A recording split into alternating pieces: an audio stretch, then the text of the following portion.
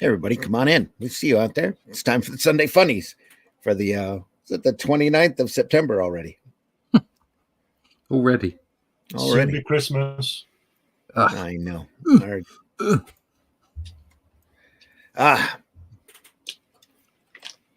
Years going by way too fast. We'll run the opening and get right to it. Hang on, folks. Here we go.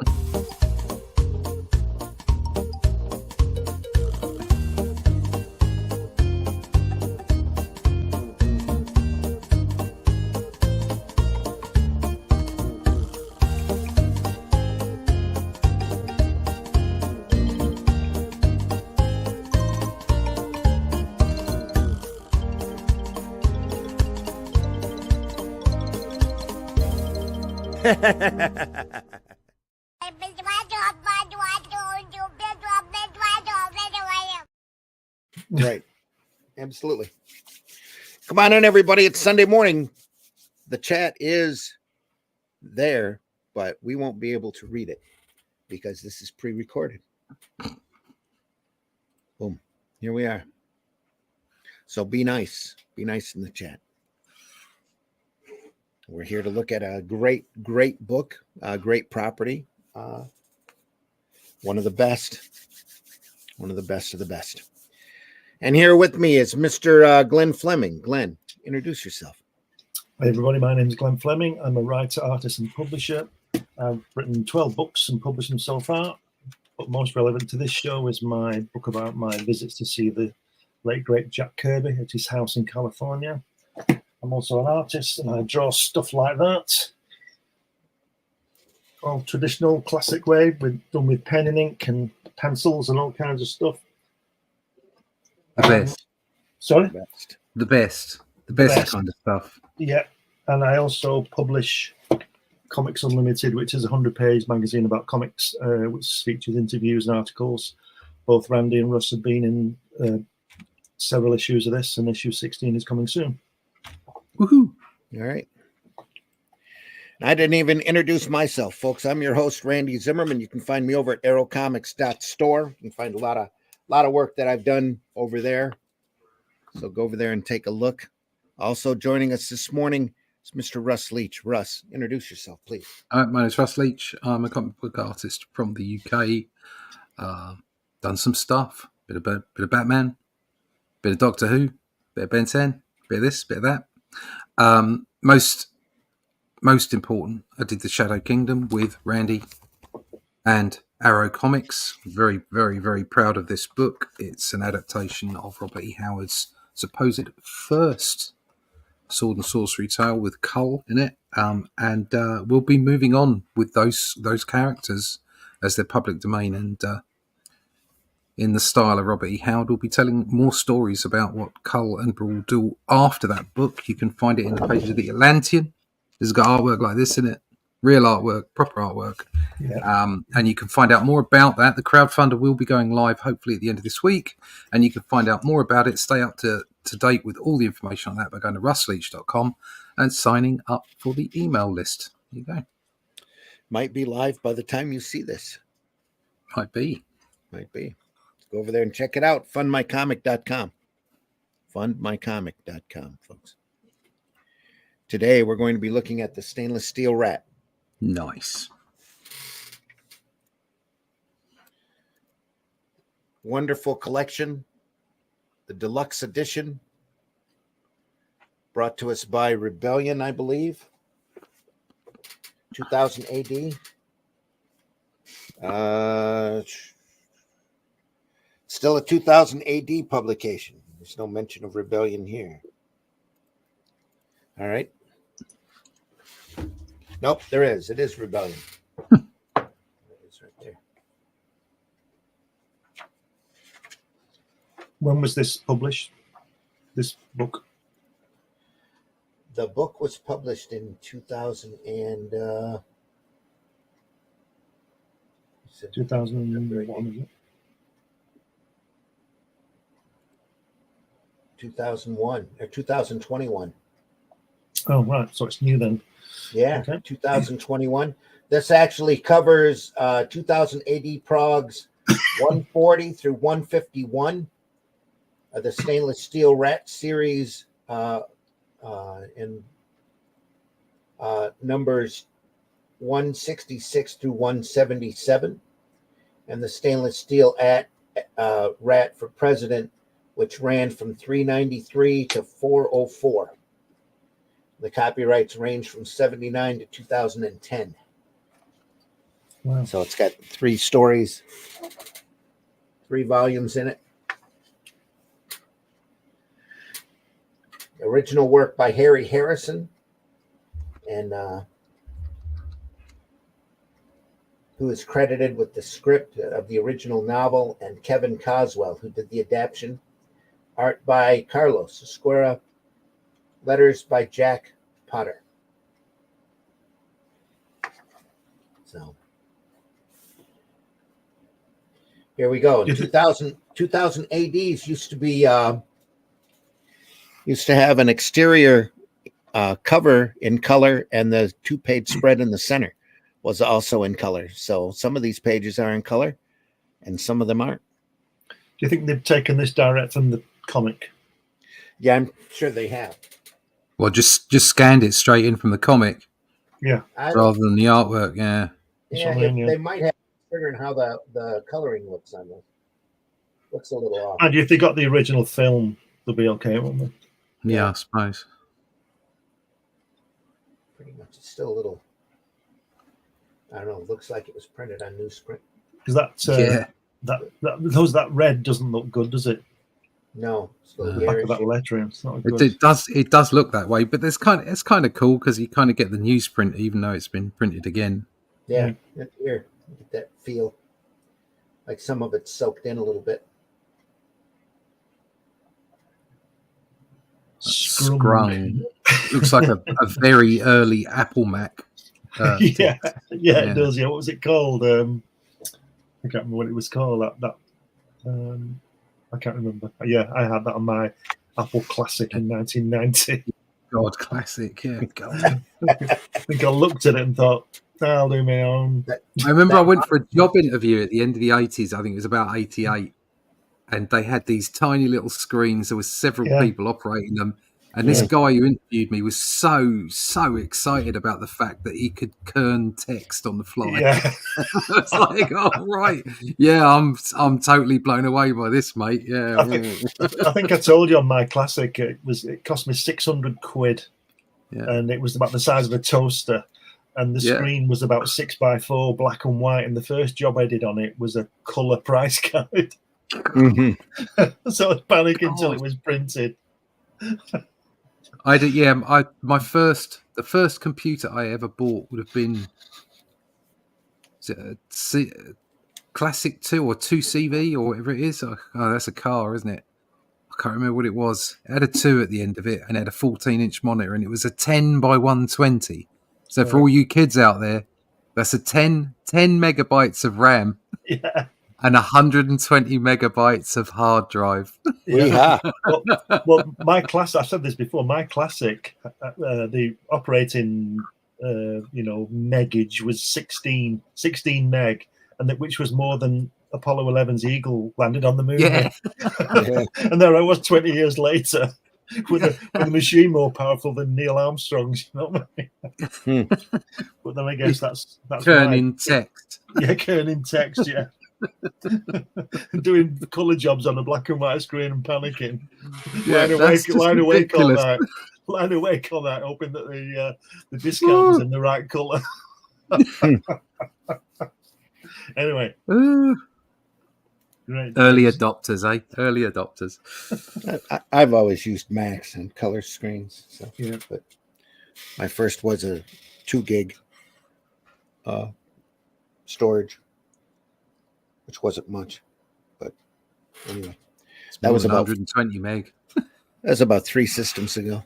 So I wish I'd kept it now. It would have been a nice little thing on the shelf, you know. Yeah, it would have been, a little ditty, wouldn't it? Yeah. I remember it having some 3D program in it, and it was all in wireframe. Mm-hmm. It took forever to move anything. It was so basic.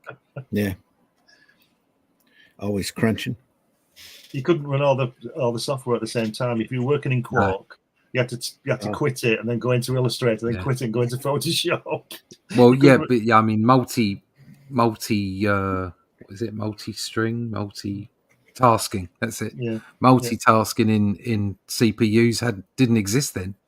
Yeah. God, how did we get by? Eh? I've got that problem in my layout system now. If I'm not careful and use the main access memory, it'll just tell me no after a while. No. Yeah. I have multitasking issues in my head. Yeah. My current system, I don't have that problem. So anyway, I could do whatever on it, but I asked my IT guy to give me the most he can, the best he can. That was about 10 years ago. Yeah. I still have about 1 terabyte and 3/4 I haven't used up yet. So, yeah. Better get on then. I guess. I try. Just fill it up. Fill it up. This is Carlos Esquera, folks. This is why I like this guy's work. He's so beautiful in his inking work and his yeah, and he designed the Judge Dredd line work costume, didn't he? Yes, he did. Yep, he is half creator of Judge Dredd, credited, and is mainly known for Strontium Dog. But this is another property that he did that ran through 2000 AD. So I got the rights to do the adaptions. This is like it takes a thief in the future type situation. That's the easy way to describe it. The guy is a thief in the future who gets caught and then starts basically stealing stuff for a higher purpose or a better conscience. So he's a bad guy that turns good.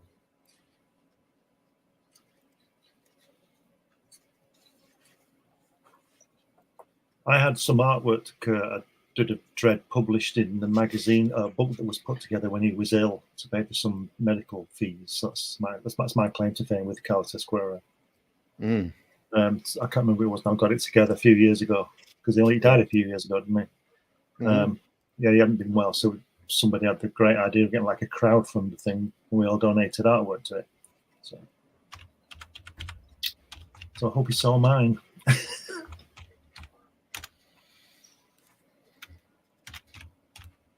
I spoke to him a couple of times, and he's very nice. Yeah. Very polite, lovely fella. Passed in October 1st of 2018. So it's it's a little while ago now, isn't it? Kind of fitting. We're looking at his stuff here today. So this is adapted from a science fiction novel. Yeah, series of novels. Right. That I've never read. I don't think I've read any of this stuff. I was always curious about it, and then because I had it in 2000 AD and read it here and there, but when the collected came out, I had to jump on it. Yeah. Not just because it was Carlos's work, but because I knew the story was really, really good and wanted to finish reading it. Carlos, born in Abides, Abdides, a province of Zaragoza. Zaragoza. Yeah. Yeah. Yeah. Esquera started his career drawing westerns and war stories for Spanish publishers. In 1973, he got work in the UK market through his agent, Barry Coker. Drawing for girls' romance titles such as Valentine and Maribel, as well as westerns for Thorpe and Porter's Pocket Western Library, and a variety of adventure strips for D.C. Thompson and Company's The Wizard. Despite the UK was a convenient market for artists living in Spain, as the exchange rate meant the work paid well, Esquera decided to move to London to be nearer to the work, settling in Croydon with his wife. 1974, on the strength of his uncredited work for The Wizard, Pat Mills and John Wagner headhunted him Drew Coker to work on the new IPC title Battle Picture Weekly, where he drew Rat Pack, inspired by the film Dirty Dozen. The strip was written by Gary Finley Day, featured a gang of criminals recruited to carry out suicide missions. Oh, well, there you are. There we He only go. got that. He only got that gig for one gig, though, didn't they? His commitments elsewhere meant he couldn't draw it full time, and other artists were also used. In '76, Battle editor Dave Hunt convinced him to commit himself to the title, offering him the laid-back anti-hero Major Easy, written by Alan Hebden. Square drew nearly 100 episodes in the next 2.5 years, basing the character's appearance on the actor James Coburn. He was asked to visualize a new character, a future lawman named Judge Dredd, for the Science Fiction Weekly 2000 AD, prior to its launch in '77. His elaborate designs displeased the strip's writer John Wagner, but impressed editor Pat Mills, and his cityscapes persuaded Mills to set the strip further into the future than initially intended. But Wagner temporarily quit over ownership issues, and Esquerra followed him when the first published appearance of the character was drawn by another artist, Mike McMahon.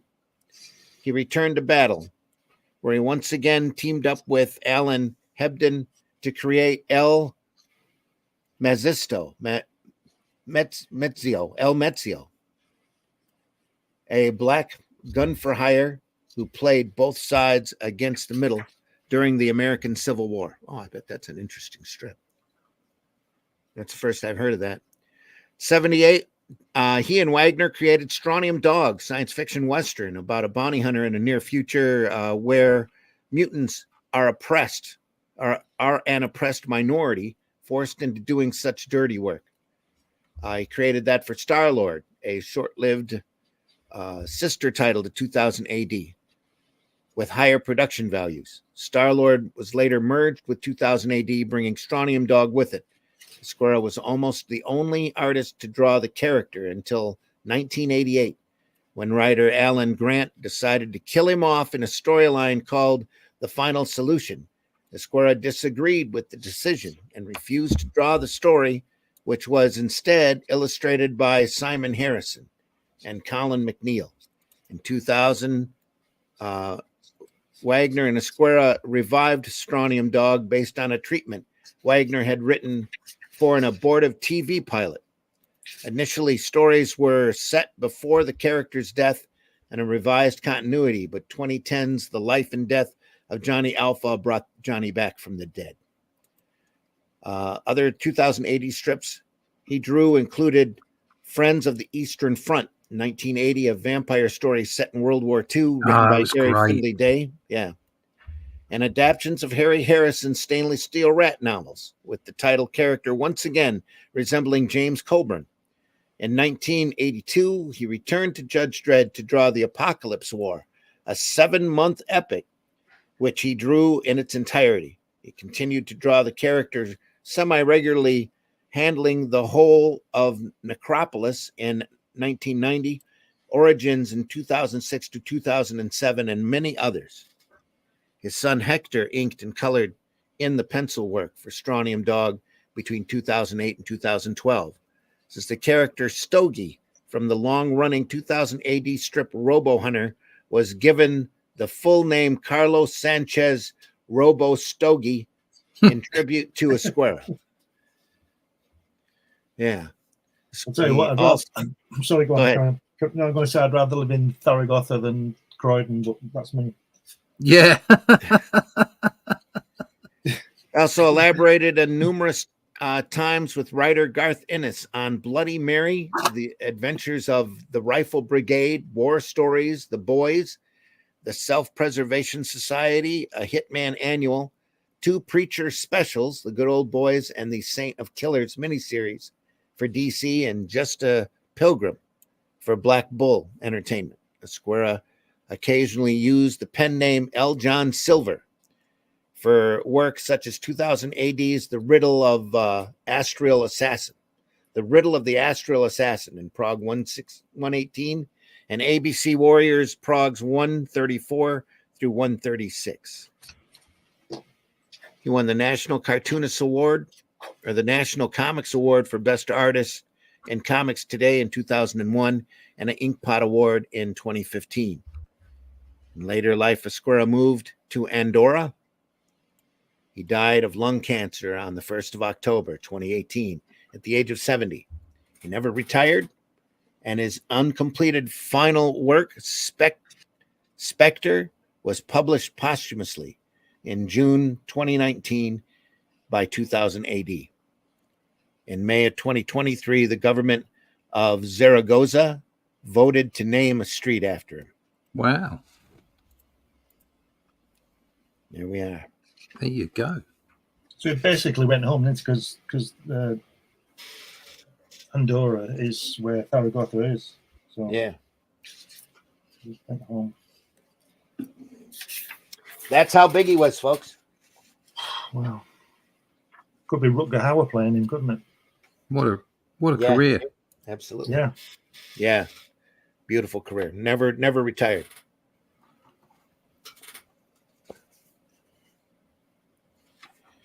Here we are back in the center look at fold that. again.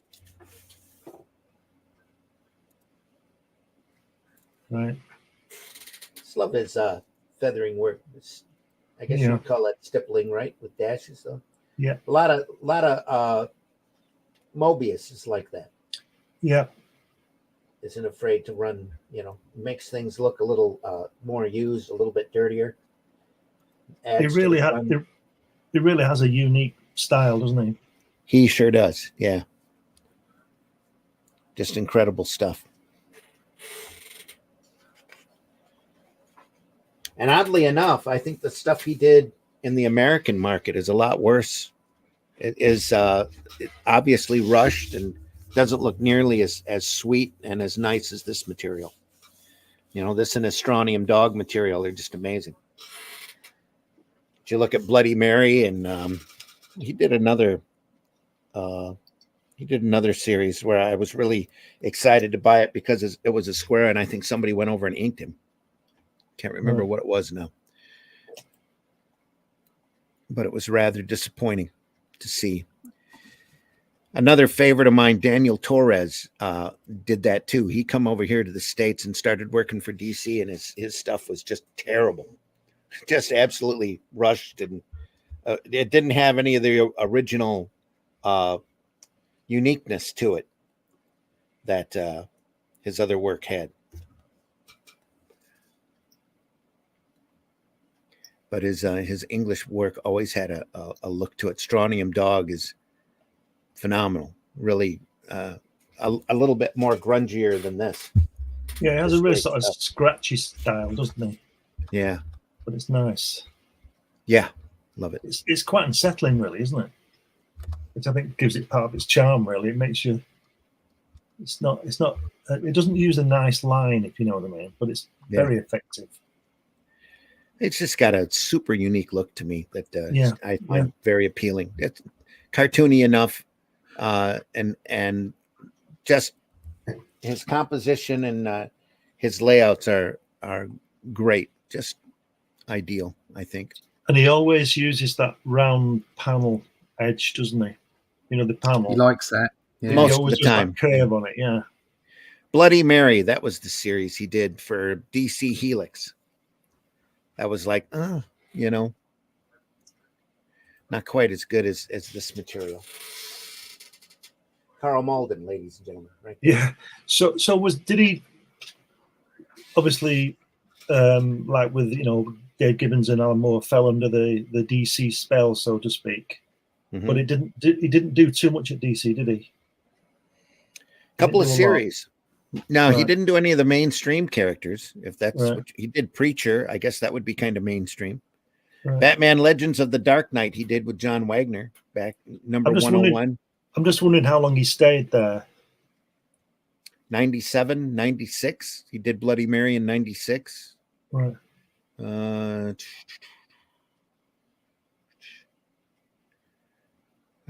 Looks like he was there. The Preacher special was 2011. So he worked off and on there. All for 'em. right, so that's quite recent then, because I'm thinking 80s when they all went over there, wasn't it? Late 80s. So he's working on and off for them. Yeah. I know Cam Kennedy had a bad time, and obviously Gibbons and Moore, or at least Alan Moore, had a bad time. So just a shame. Yeah. More has a bad time with all the publishers, I think. The only one he's ever really gotten along with was Avatar. Yeah. So. Didn't John Wagner go over there and come back quick? He was over here for a while, I think. Didn't he do Preacher? I don't know. Positive on that. I've got those here, but I've never. Well, and I've read them, but it's been a long time. Let me check here. The Preacher special was Garth Ennis. Garth Ennis did Preacher. Yeah, I thought Wagner wrote some Batman for quite a while. Right. Okay. I thought I'd have to look him up here. You're probably right. I just thought that mainly the British guys had a bad time, or not a good time, but I might be wrong. No, they were probably the deadlines was what did them in. That's probably why they didn't handle a regular assignment. Right. You know, over in for 2000 AD, they didn't schedule a story until it was all in house. Right. John Wagner, still with us. Born in 49. Doctor Who, Bogeyman, and the John Wagner's done a lot of work, hasn't he? Won a lot of awards. Holy crap! Yeah, had a lot of nominations. Let's see there's his references. Yeah, they don't have a compendium of his work here on Wikipedia. Just a bare listing of his awards. Style and influence, 21st century. Yeah, but he wrote a lot of the Strontium Dog material. We'll get around to looking at that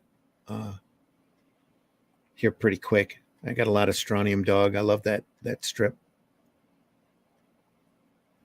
Anyway.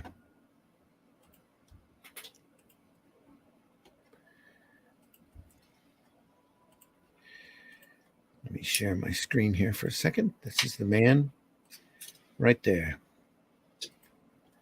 That's Carlos. He looks like one of his drawings, doesn't he?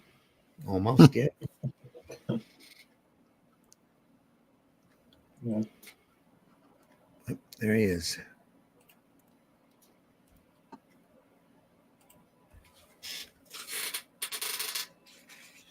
Great spaceships, always very I think Sid Mead influenced in his ships. They always had bulk. They always were round and looked more practical than some other spaceships that you've seen.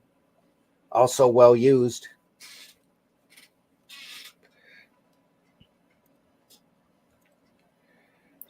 You mentioned his son Hector colouring and stuff. Mm-hmm. That'd be interesting to see.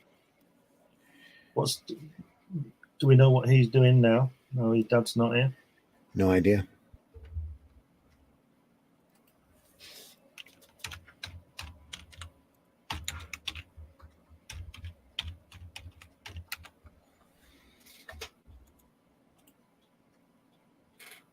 Nope. Wrong one. I don't think there's any listing for him. Right. I'll tell you something I've noticed about Carlos Esquire is that he's very consistent in his faces, isn't he? You know what I mean? There's no... They always look like who they're supposed to look like. They're very simple, but it's very consistent. Yeah. Huh.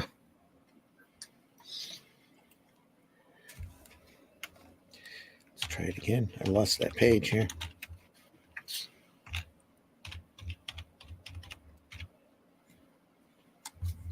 There we are.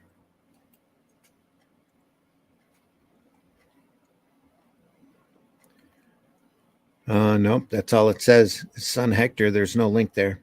Between 2008 and 2012. So Might have just been doing it as a favor to his dad. Who knows? Yeah, it makes you wonder, doesn't it? Maybe Yeah. just meeting that deadline, you know. Wow.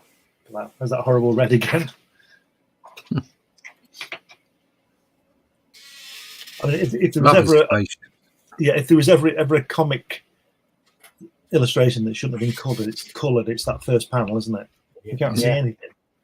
It's not good, is it? No, you lose a lot of the detail here in the space scene. Yeah, completely. But that red balloon is awful, isn't it? That's got to be taken off of the book. Look at that. Yeah. Off of the printed book. Yeah, it's all muddy, isn't it? It is. Much better in black and white. Yeah, go ahead. Look where the spaceship's coming in to land on that crossroad, that horrible orange colour. Yeah. That's awful, isn't it?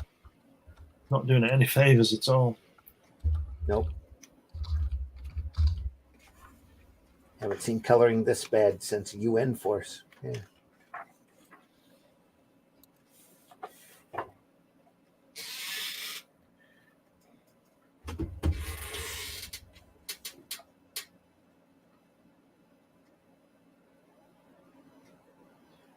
I always loved his inking. Yeah, I'd like to see his pencil work, you know, just to see what he's getting down. Because I suspect he does most of his work on the inking stage. I bet he does. Yeah. Just gets a basic drawing down and then goes for it. Yeah. Keeps it loose as well, doesn't it? Yeah.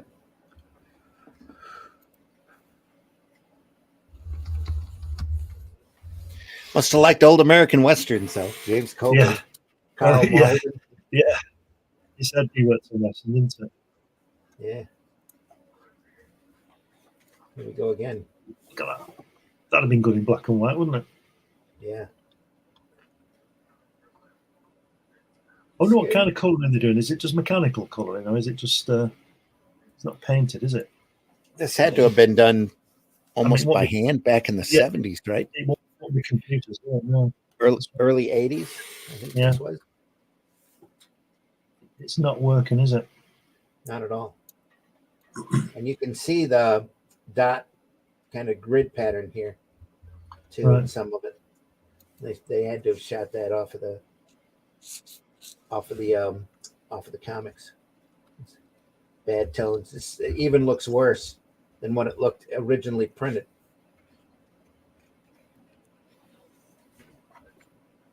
There's a kablam.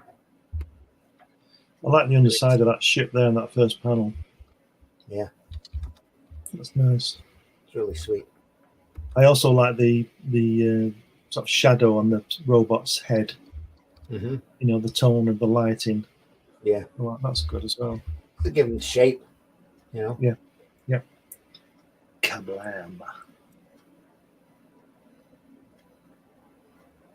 It's great stuff here.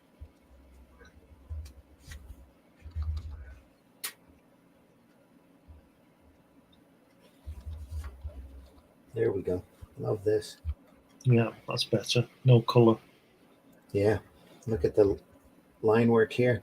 The shading he's done. Fantastic. It's great. The texture on the side of the ship as well. Yeah. Then that bloke's nose. Look at that. Oh, yeah. The Nixon guy.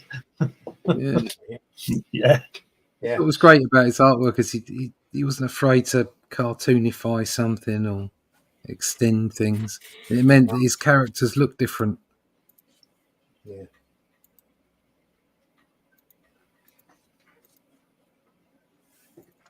Again, you're losing that spaceship. Yeah. Not good. Love the way it looks, though. I'm not the coloring, but the design. It's brilliant, isn't it? Yeah. I agree with that, yeah. But nice horrible, and bulky. It looks huge. Horrible, I can't even say it. Horrible red on that. It's a bit. Oh, yeah. Garish. But yeah, that spaceship's fantastic. Yeah. Wonderful line work again. Here. It's all line work. No zip screens, no gray tones, no washes. It's just lines.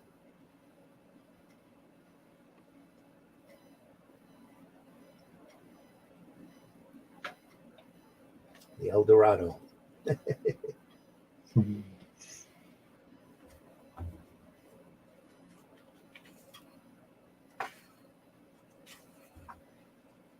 He does have what I'd call a very European style, which he would, wouldn't he? Yeah. Mm. Just super unique. That's what I love about it. You know, Yeah. very individual look to it. You can look at anybody else's art and look at his art and know that he done it. You know, at least during this material, the stuff that he did all the inking on himself, and you know, didn't have a deadline looming over his head. Wow. Yeah, little dot patterns. Yeah, that's fantastic, isn't it? Wow. Old 70s stuff here. Late 70s, early 80s. It's a nice design. I like the way the girl's leaning on the door on the left-hand side. Yeah. When she comes in, yeah. Baby, sweetheart. Shooting them all up.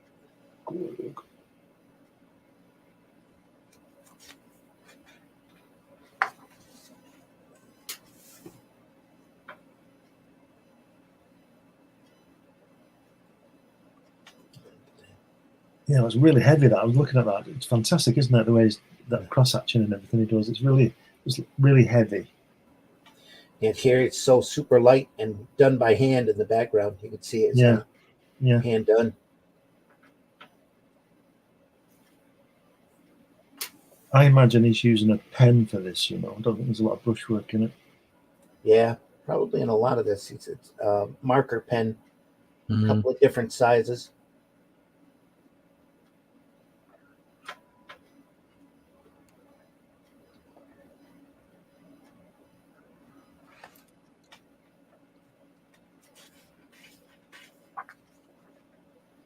Wow, look at that. What a great spaceship. Yeah, I love the way that's streaking off. It's 3 rockets behind it. It's great. Yeah, Isn't it? yeah. It's No, brilliant, the isn't it? bottom right-hand Here. panel. Yeah. Yeah. Yeah, it's cool. Back in the old routine.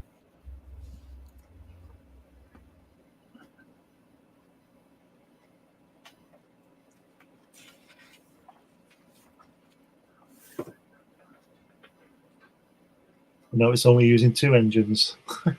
Brilliant. Yeah.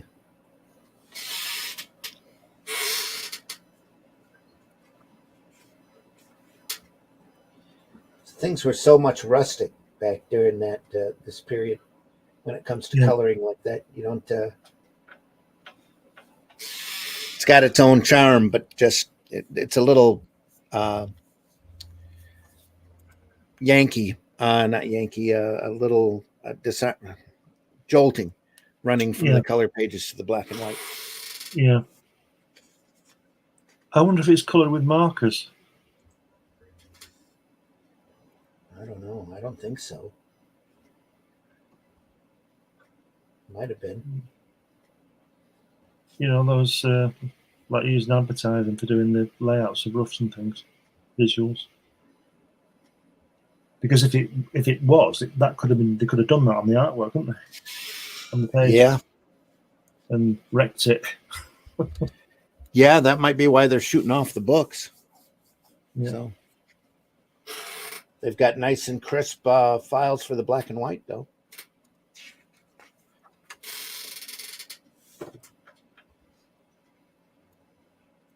Clark.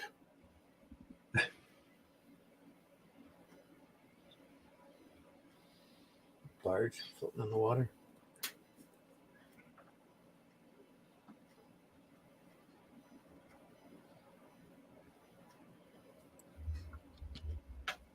Just love this stuff. Almost like an underground Robert Crumb feel to it sometimes. With some It does, of the yeah. line work. Yeah. That's a good point, yeah. Very beautifully informal stuff. I just find it engaging.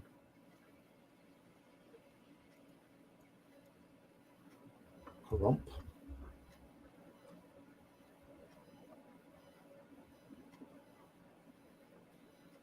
Find the lady.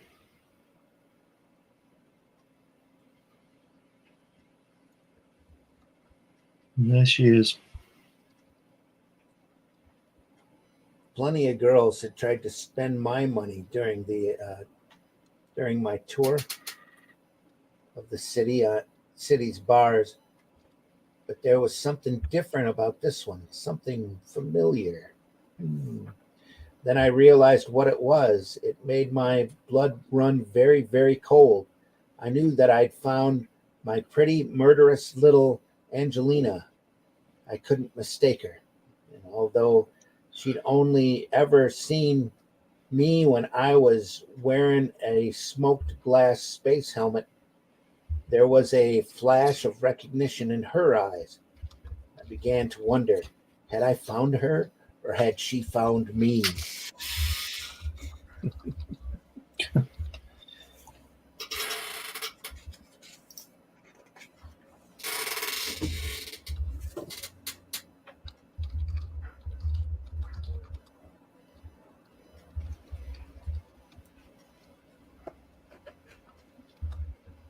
Oh. She looks really pleased to see him. Yeah, shoots him.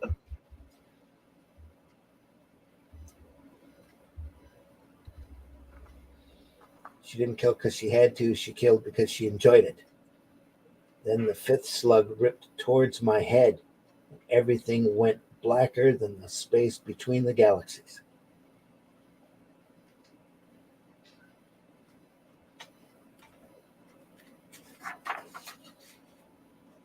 But he got better. He had to. Those robots, look at that. This, its eyes in its shoulders. Yeah.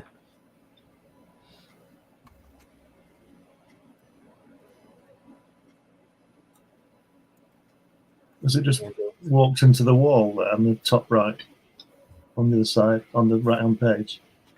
Here. Yeah. Yeah. What it looks like.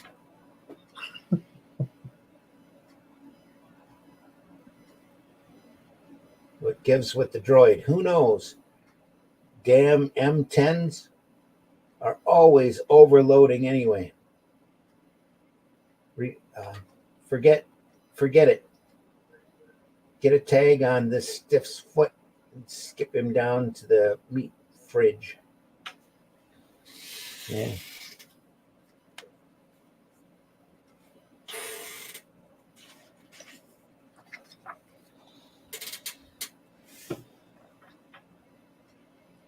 Freak out.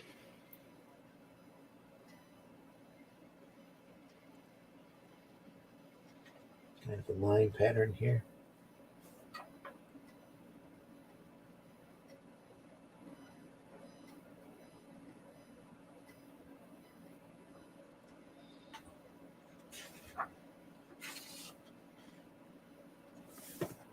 That's one of your famous blank pages, Randy. Yeah. Because it comes to a double spread. Right. They must have had They a could have put a cover there, couldn't they? That or a picture of the main character here. Yeah.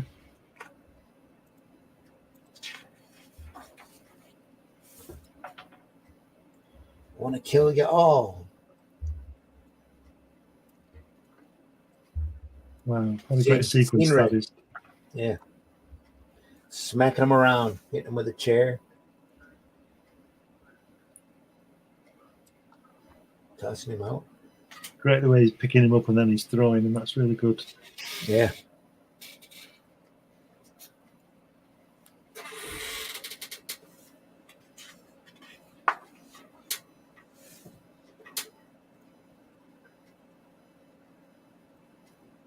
Great scene here. Knowing just enough to show people what they need to know. Main influence, all the detail here. Yeah. Keep your eye there on the action.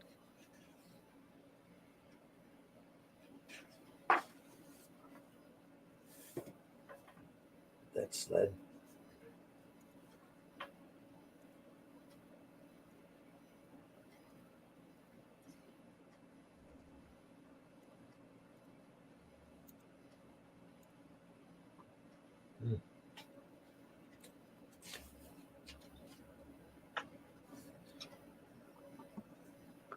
Officers, but not quite judges, huh? Yeah, is that Tom Selleck they've arrested there? Could be. He's got the mustache. I was wondering who he patterned him after. Yeah, those helmets those guys have got, those policemen or whatever they are, they look a bit like those policemen on the Minority Report, don't they? Tom Cruise thing. Yeah, could be. Yeah.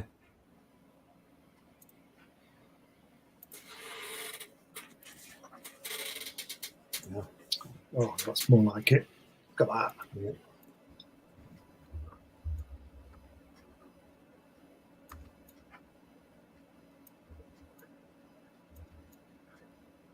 Look at that. That's great.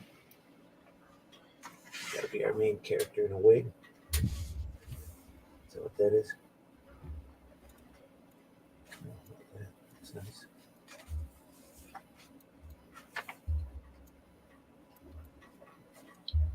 Yeah, he disguised himself up. Yeah, he dyed his hair.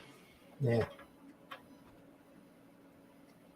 Added a 70s porn stash. Yeah. Yeah.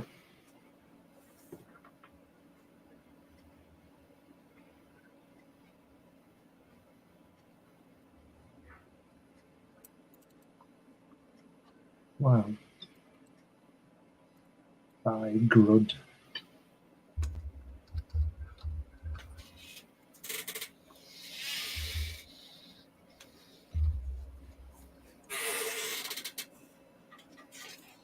Great shot here. That's Nick Fury, isn't it? In that Shield #1. The Stranko thing. Climbing up that building. Yeah.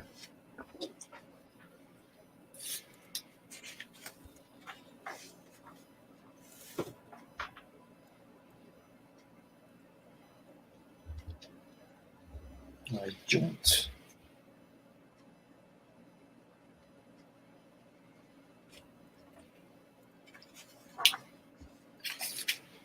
Ooh. Oh, what a great sequence again. Those 3 pans at the bottom.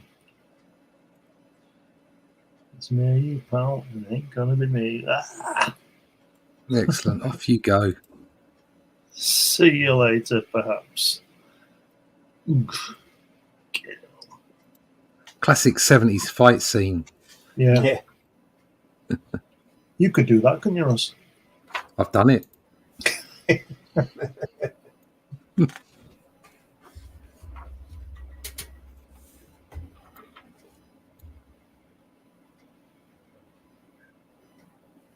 Yep, more ships, more little tanks there. It's pretty cool.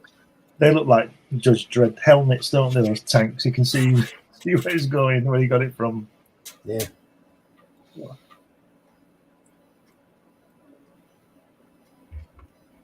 Nice open panel above it. Mm-hmm.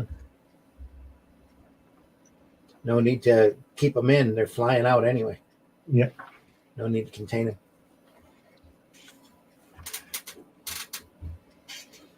Like choices like that. Oh, that's nice too. Yeah. Laser ignition. Dive, dive, dive. It's the mole. Yeah. It lifts up on its own legs, though, apparently. Yeah. That's a great drawing of that girl, isn't it, on the chair there with the meal. Yeah. Like it. That's good, though. Again, just a shortened background here. Didn't have to take it all the way.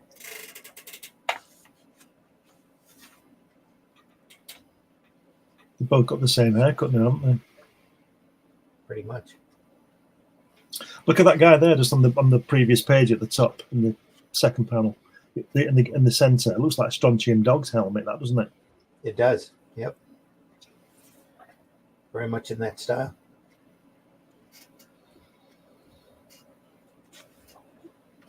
Oh, there we are. Oh, Wow.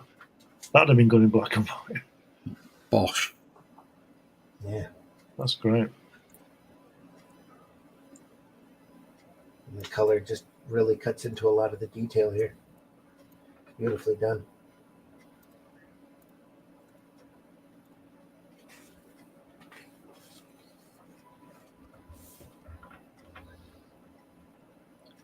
Angelina.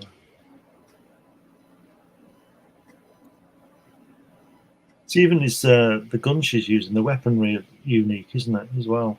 Gives it its own place, you know. It's got his own style for that kind of stuff. So Yeah. That looks like a gun Strontium Dog would use real easy. Yeah.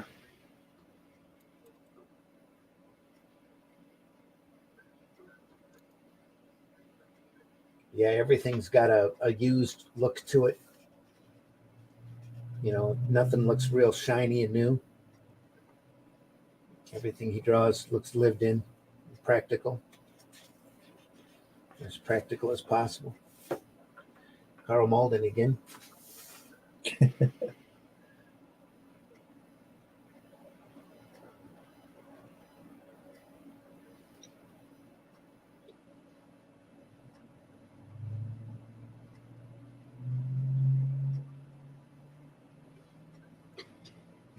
Does she get a lobotomy or just a plain firing squad?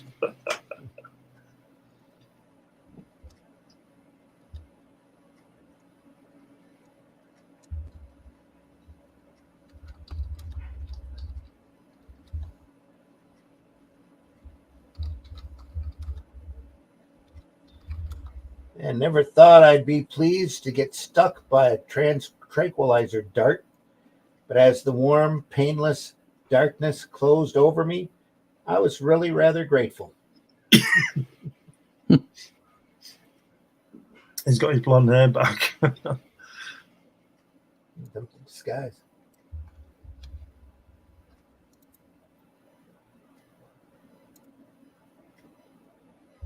Say, okay, Gerrit, she's perfectly normal now. Her memories of her past are rather vague, that's all. What happened to your poor face, Jim? Oh, or the pussycat scratched me.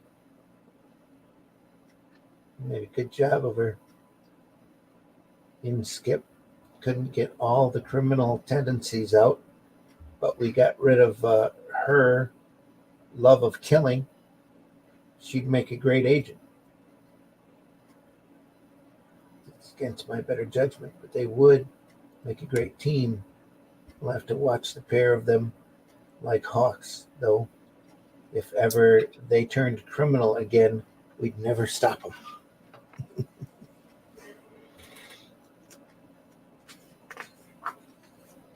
Oh, a little half page here. Oh, they're Actually, actually, finished the story. yeah.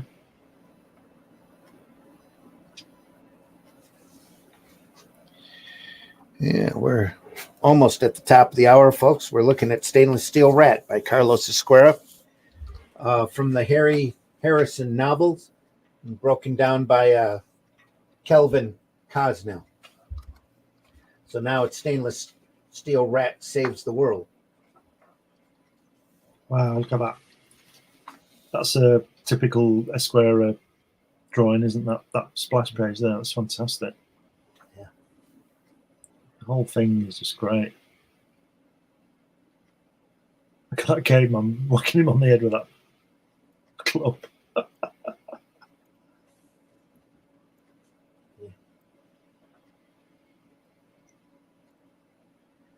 It's a year or two later after the first story, I believe. Right, looks like 1970. 71? No, that can't be right. That's got to be when the original work was copywritten. Let me check here.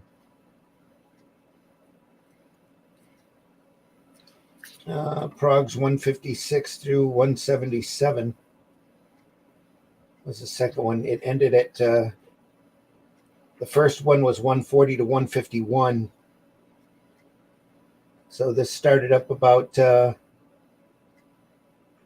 almost 2 years later. Right? No. It's a 171, right? 2 years in our time, not the story time. No, about 10 weeks later. 10 weeks. 10 weeks later, after the first one was printed, this one was printed. Maybe closer to 15. That's a few months.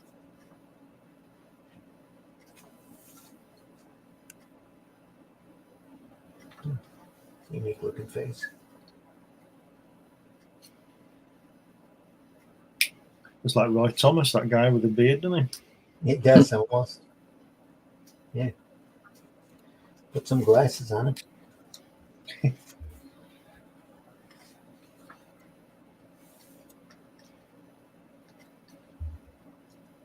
Wow, look at that. He's great, knocked out of the center spread, so now we're solid black and white. So it's all move. line work here. Yeah. Yeah. That was a good move to move him out from the colour. It's all great line and stipple work here. Same thing here. It's all line work.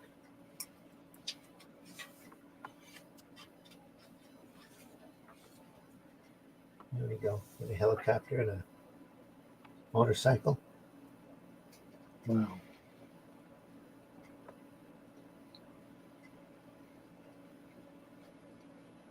Lots of fighting in this strip, isn't there? Yeah.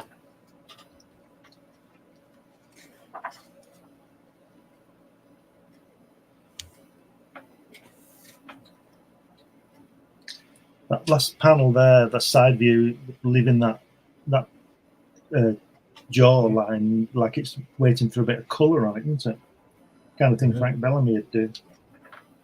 Yeah.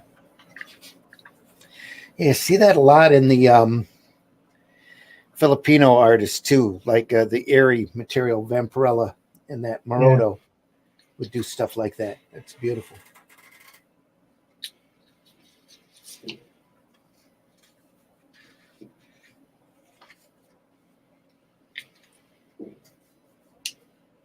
When he puts like that helicopter on that car, it doesn't seem to work as well, does it? Because it looks too earthly, if you know what I mean. Good, well drawn and everything, but in the bikes, it doesn't seem science fiction as it's supposed to be. Maybe he got sent back in time.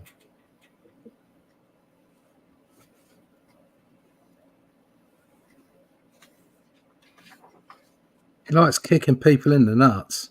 Yeah. Has he gone back in time? That looks like a time tunnel. Yeah, it does. Kind of thing. Here he is falling to earth. Ice in his.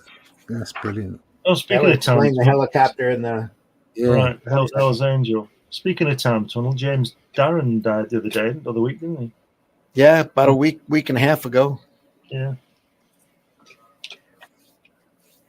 Now our local, our not local, but our national media, about all they noted him for was he was a heartthrob, did a couple of movies, and I'm like, dude, that's his big claim to fame for anybody out there anymore is Time Tunnel. Don't know what you're talking about. And he was in Guns and Navarone, wasn't he? Guns and Navarone, yeah. He was. I think he was in an Elvis movie too, at one point. Right. He was a singer as well, wasn't he? James Darren, yeah, he had a couple of albums. I think he had a great career from what I know about him. But they really glossed over it though on the news. More focused on his acting career. They mentioned his recording career. They didn't mention Time Tunnel at all. He had a similar look and career like Stuart Damon, didn't he, off the Champions? He was a singer as well.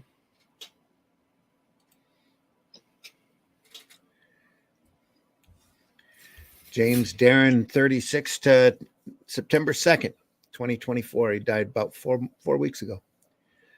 Known by his stage name. His real name was James William Ercolani. Ercolani. Is he Greek? He's an American television film actor, television director, and singer. During the 50s and early 60s, he's notable, for starring and supporting role in films. His Gidget movies. That's what it is. Gidget and its sequels. He also appeared in the Gene Krupa story, All the Young Men in 1960 and Guns and Navarone in 61. Diamond Head in 62. As a pop singer, he sang hit singles including Goodbye Cruel World in 1961. He later became more active in television, starring as Dr. Anthony Newman in the science fiction series Time Tunnel. He had the regular role of Officer James Corrigan in the police drama T.J. Hooker. That's probably his longest gig. That ran from 1982 to 1986. And performed as Vic Fontaine, in a reoccurring role in Star Trek Deep Space Nine for a couple of years. I didn't mention any of that in the news. Outside of his singing and acting career in the Gidget movies. Gidget and singing. Yeah, he had a big career, long career. Good on him. Yeah. In the late 1970s and early 1980s, Darren was the host of Portrait of a Legend, a weekly show in which he conducted an interview with a popular musician about their career, interspersed with classic performance footage of that artist. Artists who appeared included Jerry Lee Lewis, Little Richard, Sly Stone, and Herb Alpert. And the show appeared mostly on PBS. Did a lot of directing in the 80s. September 2nd, 2022, Darren died of a heart failure in his sleep at Cedars-Sinai Medical Center in Los Angeles. He was already having trouble then. In the weeks before his death, Darren was experiencing issues relating to the function of his aortic valve. His doctors judged his condition too fragile to undergo surgery and repair it. Wow. Too far gone. He's got a list of his singles here from 1958 through 62, 65, 66, all the way through 78. Kicked out a lot of singles. Did a whole set of albums, 2, 3, 4, 5, 6, 7, 8, 9, 10, 14 albums, and quite a filmography. So, yeah. He did okay, didn't he? Yeah, James Darren, folks. And he met Jack Kirby because there's a picture of him with Jack in his house. Yeah. So he might have been a comics fan as well. You never know. Yeah, could have been. Wouldn't surprise me. Saw a couple of videos lately of Ruben Blades, actor and Grammy Award winner for his music. He's got an extensive comic book collection. Right. I met him once out in San Diego when I was out there with Motor City Comics. Had a full setup. That they were back issue comic sellers. Then had a huge display.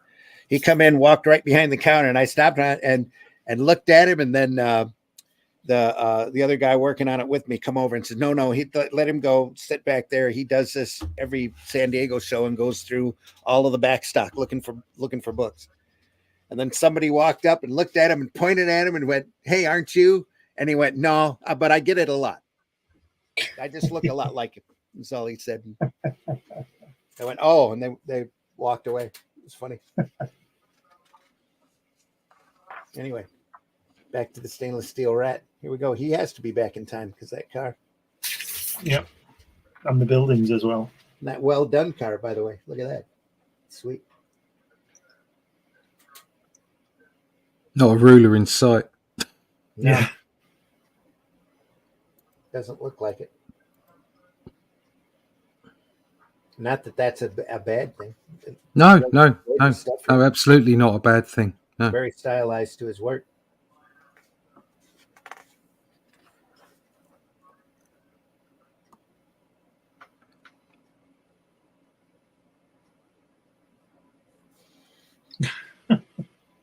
Look at that. As he just reversed into it. Bang, crunch. Yeah. Scream.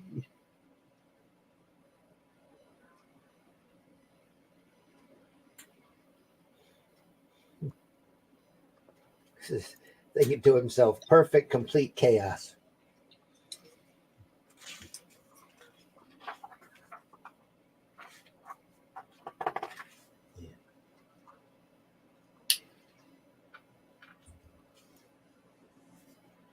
Look at that pile up there.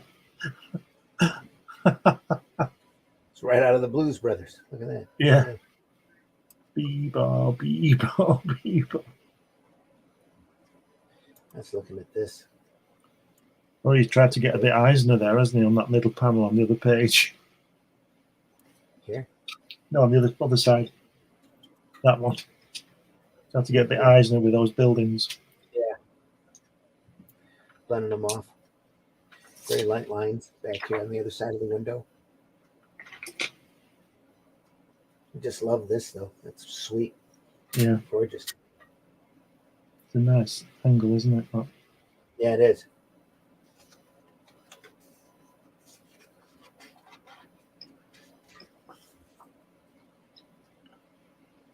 It's kill or be killed. Look at that Marlon Brando, isn't it? Look at that second to last panel. That guy from the side.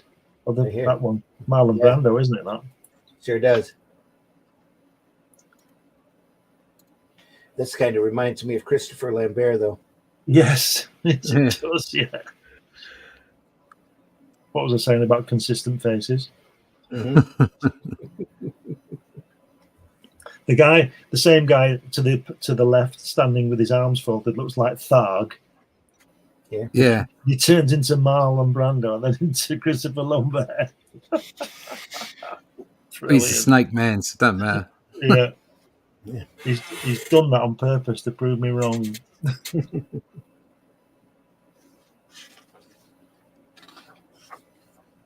Wow, look at that. That's great. Look at that. Look at that. How good is that? It's good. Look at that. It's crazy. Thick line there. Yeah, that's great, isn't it? Yeah. He always did these broken, thick lines. He's that were starting. interesting. Yeah, he's starting to do that, like you say on the line. He's starting to do it on that one. That sort of little blocky thing he does. Mm-hmm.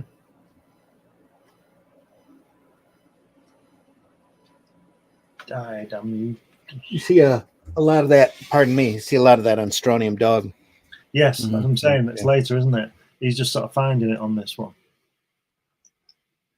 I think he was doing Strontium Dog by this time too. Right. Pretty sure he was. Strontium Dog was early on, I think. Star-Lord. Star-Lord, Star-Lord yeah. was his Yeah. first appearance. That was Right. what? 78? I think around then. 77, I think, and then I think 2000 AD was 78. Right. 76, 78. No, you're right. 78, Star-Lord 1 and 2. Mm. Right. Yep. 78 through 79. Through Would this have been around 80, 81? his first 2000 AD was Prague number 178 with Strontium Dog. So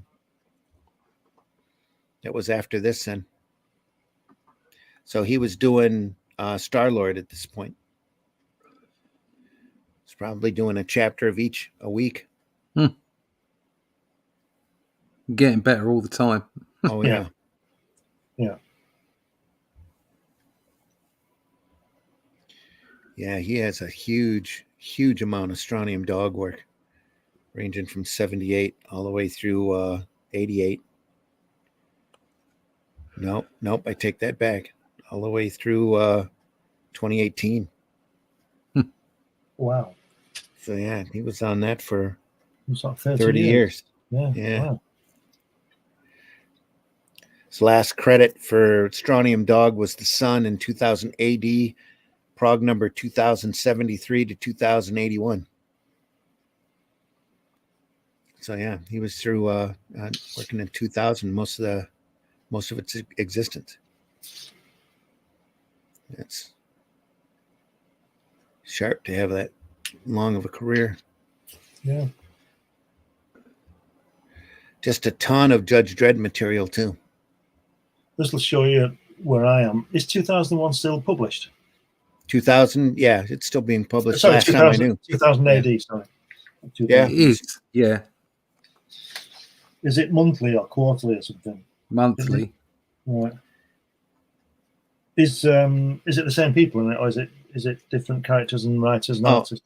Different It's all characters and writers. All different. Yeah. Yeah. There's Judge Dredd's the only constant in that.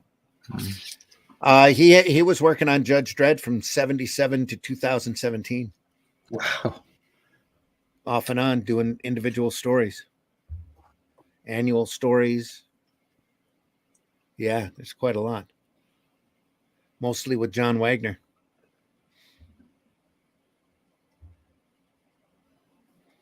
Yeah. Yep, all the way through 2017. That's crazy. Wow. Just a ton of stories. At least Yeah. two computer pages worth. Take forever to count them. Wow. Got to be a good 60, 70 stories at least.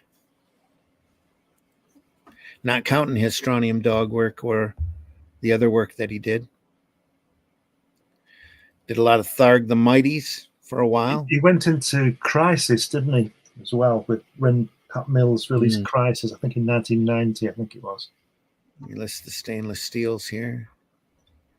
Third World War, Pat Mills, and Crisis 1 through 6 and 9 through 14. Yeah, that was in 88, 89. All About Eve, Crisis 20 and 21. Don't know how many issues Crisis ran for. Not many, I don't think. I don't think it was very successful. I got a couple of them. I remember getting issue 1 and being disappointed. It wasn't great. Yeah, I don't think it was. I went off it quite quickly. Yeah, I think I only bought the first 2. Oh. It got very political, as I remember, and I thought, well, yeah, you're allowed your opinion, but I don't need to read about it. That's not what I want a comic for, really. Taking it the next step over, huh? Turning it, going a little bit more wildly political. Yeah. I remember picking up Warrior when it came out. That was amazing. I thought that was great. That was a good magazine, Warrior. Yeah. That Dead Skin. And that, Dead Skin. That only lasted, I think, 11 or 12 issues, but it was incredibly memorable. And all these Vendetta come out of there. For anybody listening, all these stainless steel rat and 2000 ADs and all this stuff we're talking about at the moment are all in Crikey magazine. If you want the copy, get in touch. Another negative space here. Working no panel border. Looks nice.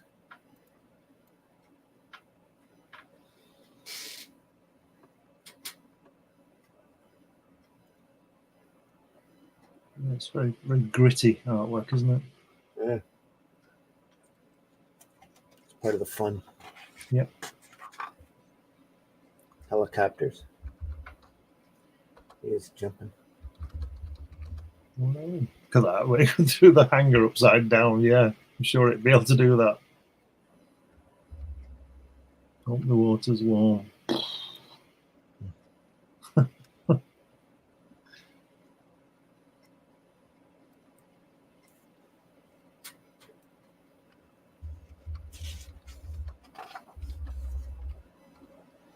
So look at them teeth.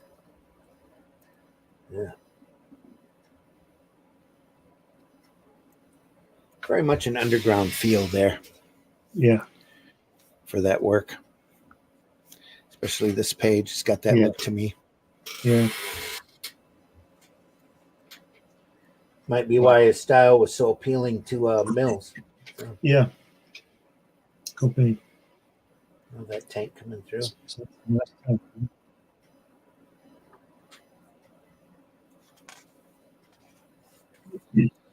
Oh, look at that. That's the best thing he's done. Look at that. Has he really signed tight. it as well? Yes, he did right here. Yeah, I bet he did. I thought I'm signing this one. Yeah. Got St. Paul's in the background. Right there. This looks like that's great, isn't it? Yeah. It's fantastic, isn't it? Brilliant. It's all the beautiful shade work here. The cross. Spent some time on that one, hasn't he? Yes, he did. That's great. He's even, like I said, he's even signed this one. He's thought, I like this one.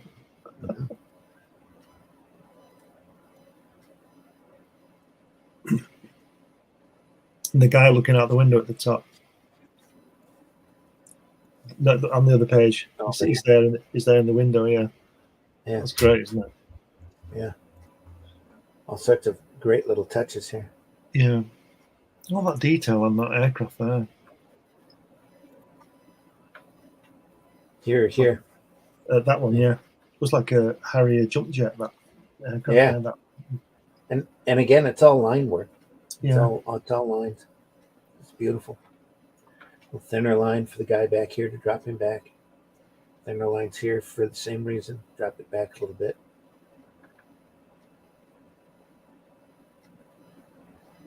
So it's all mixed up then because there's a tank there, and the guy at the bottom right is obviously sort of French Civil War type of person, isn't he? Mm-hmm. And are they flying a French flag on the big page? Looks like a French flag. It does, yeah. So probably telling the story, I would imagine. But that guy looks like a sort of a legionnaire, whatever you call him, doesn't he? French.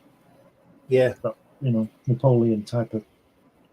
What's Napoleon? 1810. Yeah. I bet he wished he had tanks and he'd done some damage if he did. Whack. It's very dark, this art, isn't it? When I say dark, I mean a lot of black in it. A lot of grit to it, yeah. Yeah. Starting off the bridge there. Wow. It's probably nighttime in the story, and he knew that it wasn't going to be in color. So yeah. Took full advantage. All the wonderful cross hatching here. That's great, isn't it? Yeah. Don't move, scum. As well as the brick pattern. Got a pistol. One of those flintlock things. Yeah. Look at that. Brilliant. And that when he's crawling out of the water there, look at all the crap coming off his uniform. Yeah. Brilliant. Oh, here. That's great, yeah. Because it'd be full of crap, wouldn't it, in that water? Literally. Mm-hmm. Wow, it's really improving, isn't it, in art? Not that it was bad.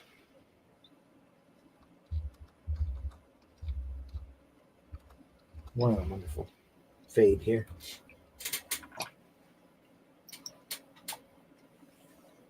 It's great stuff. Love that too. Yeah. Nice curve.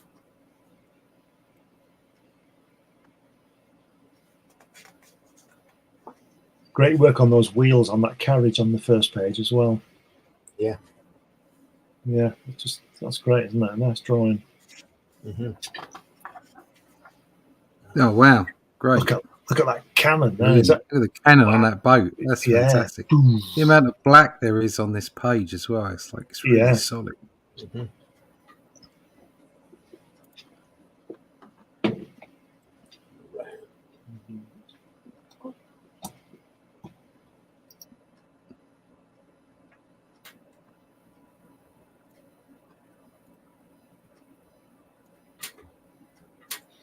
It used to be a device for throwing a lead ball rather inaccurately, since it was now a very accurate missile launcher.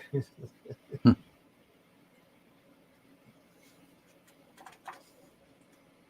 at that Baram. Fantastic, isn't it? Yeah.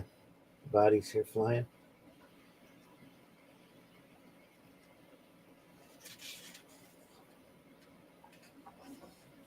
Oh, there we are. Look at that interior. That's a little bit of time right there.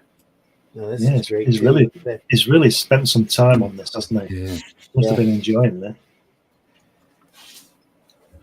You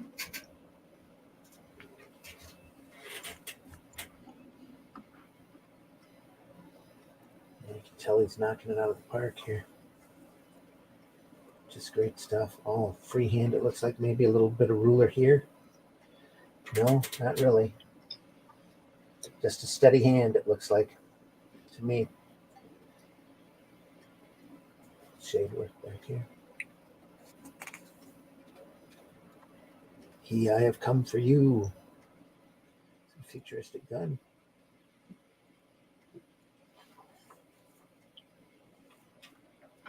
God, die, you monster. Yeah. Wow.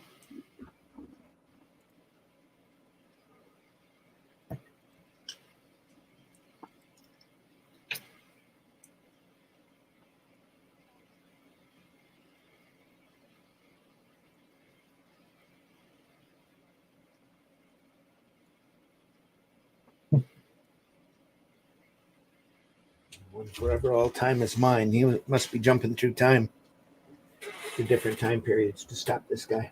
Yeah. Yard.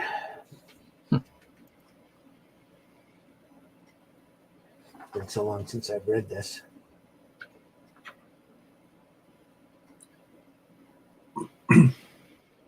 Oh, Tharg's back. Yeah. Tharg Marlon Christopher is back. And he's going, that bottom left panel looks like Joe 90's little thing that spins around. Here. Yeah. That's called the rat, isn't it? That he uses. Yeah.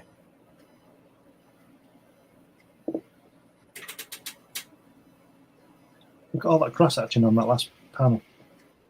Yeah. It took me ages. It's all cross hatching here.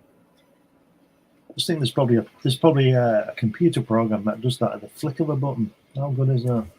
Oh, not at this time. No, not then, but there will be now. Yeah.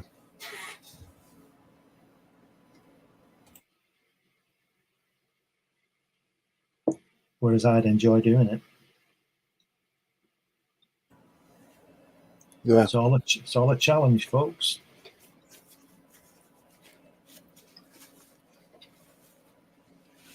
All part of the fun. Yeah. I mean, why press a button when you can spend 4 hours doing it? Yep.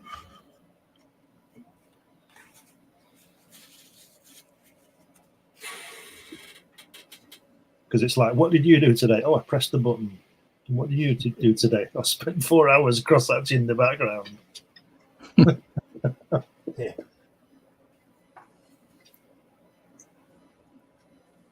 Angelina. Look at that. She's back. He's turned into Garth, hasn't he? With time travel. Yeah, kind of. Yeah. It's more hatch work here. Oh. Just Back superb. here as well. This particular story is really good. Yeah. Angelina. That girl, that Angelina, that full length. See the helmet? That's kind of an Ian Gibson Halo Jones design, isn't it? Yeah. Yeah, quite a bit. Superb. This visor's up though because it comes back down. Right. Yeah, it went up into the hat.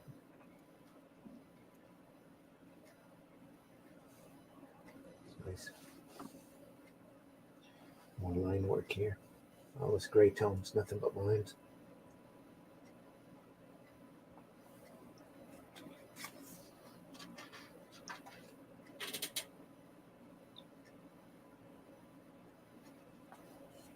Oof.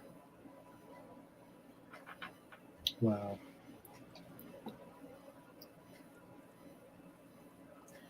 Splash. Right in time to meet a snail snake.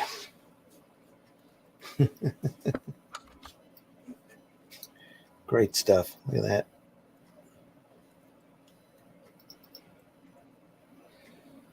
Fabulous, isn't it?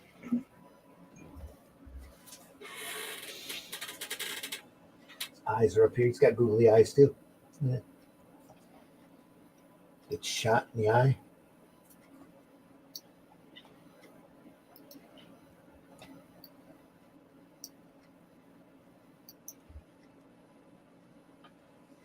Love that though.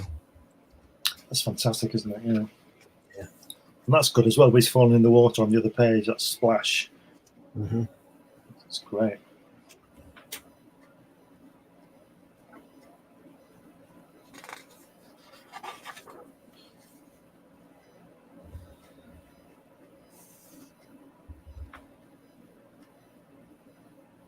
It's a high kick. Yeah.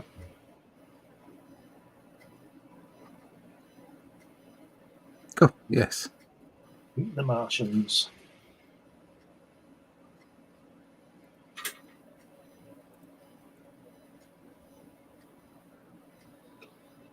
Apparently, they needed a story recap here.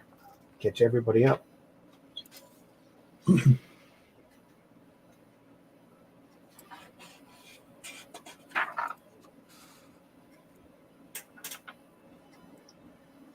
He's got his strontium dog helmet on. Does.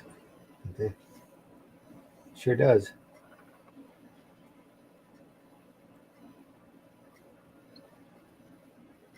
Look at that bottom panel there with the rain. The way he's done the rain. Mm-hmm. Not fantastic. Yeah. Just looking at that castle. Yeah.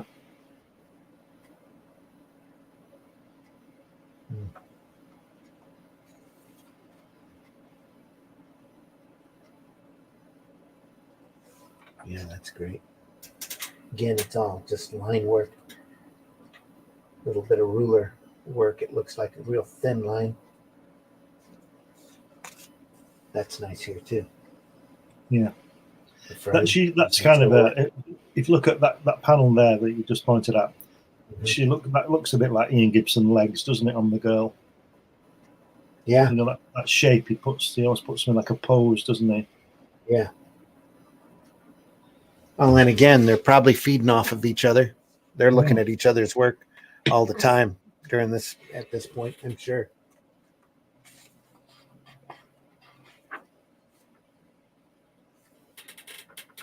Oh God, look at that. Look at those missile silos. Fantastic. Yeah. That's that whole illustration right there. That's that whole illustration. Sweet. Again, dropping them back. Dude, Yeah, solid. almost a silhouette. Yeah. Yeah.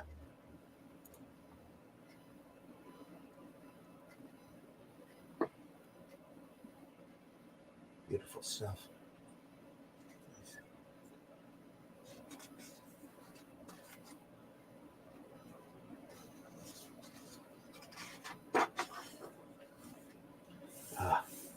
Wow.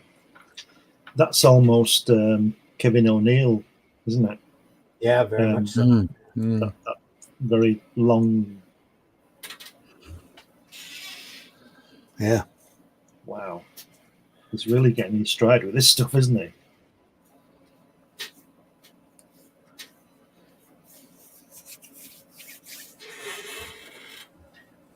In front here.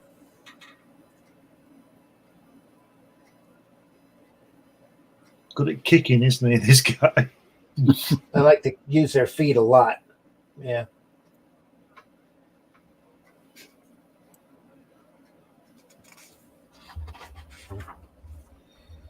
Wow, look at that. Look at those steps.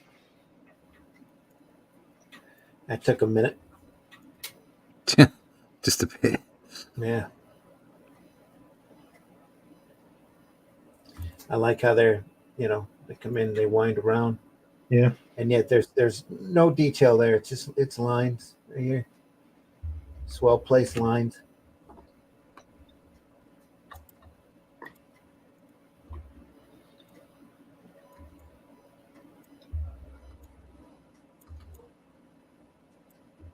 Nice scrolling shot there. Let's get to look at that.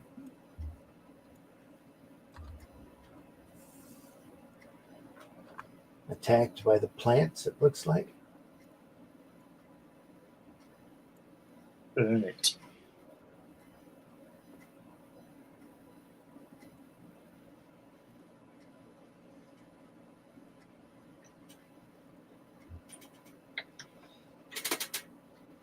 Damn it, I'm not getting a reading. But he's behind that door. That door bot. To be. That says to something. To be. Can't see it. Yeah. And let's find out with a high explosive. Boom.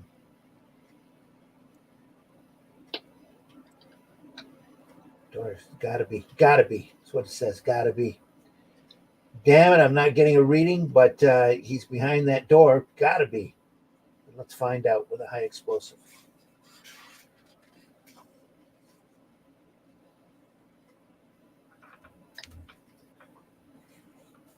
Wow. It's got the lighting on that top left panel there. Yeah. That's fantastic, isn't it? Thank God they didn't colour it in. Yeah.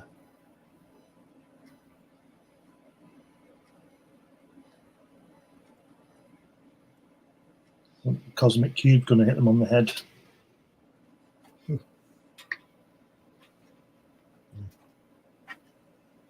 From the time helix.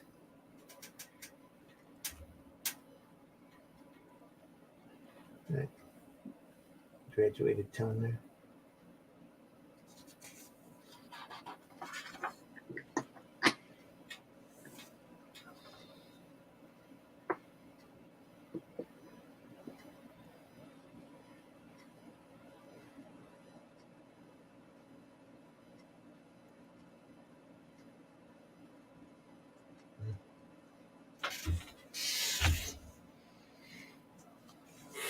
Just gonna keep moving. Nice work Keep here. on moving. Keep on moving.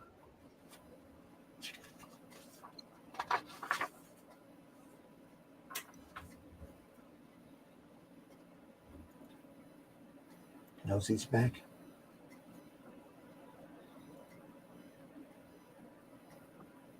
You hit the end with a couple of kids. Come on, Dad. Let's steal old Inskip's spaceship and rob a bank. And how can we refuse? There's a whole galaxy out there, and our stainless steel ratlets have got to learn to run in it. Yeah, got to learn to run in it.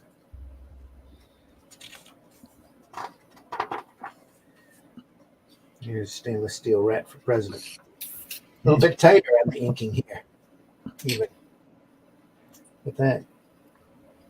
Yeah, it's like he's lost his bottle of ink now, isn't it? He's used it all in the previous story. She will fix it. And that's not good, is it, Russ? No.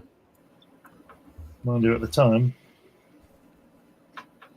Still got a little bit of the cross hatching going on. Just looks like he's using a thinner pen. Yeah. Up in here. Yeah, it's a different approach. Yeah, it is. Huh. So he's even doing her hair, isn't he? It was black Mm. in the earlier story. I think this was a couple of years later too. Right. Past the previous one. Well, he seems to have lost his style. Well, the previous. I like the previous one with the heavy blacks. That's really good. Oh yeah. Yeah, Stainless Steel Rat Saves the World was in 1980. This is in 1984 to 85. Wow, so it's half a decade later then. Yeah, so he's doing work for DC at this point too. So this is more closer to the stuff he was doing for DC. Right.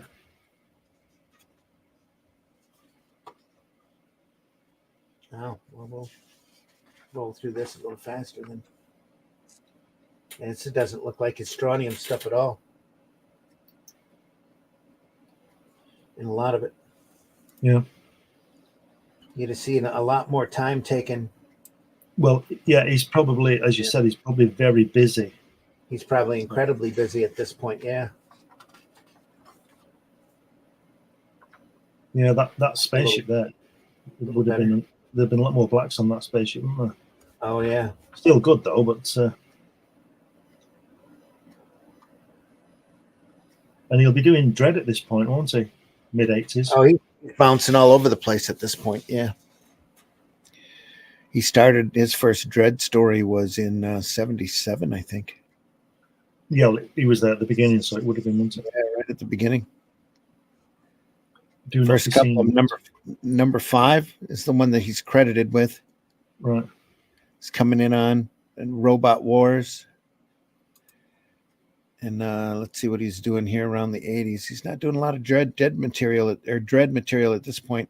The Man Who Knew Too Much ran in 2000 AD, 439 or 438 and 439. A couple of annual stories in 85 and 84. A couple more annual stories. Yeah, mostly annual work. I must have paid a little better, huh? Yeah, I would imagine so. Doing that, working on those hardback annuals.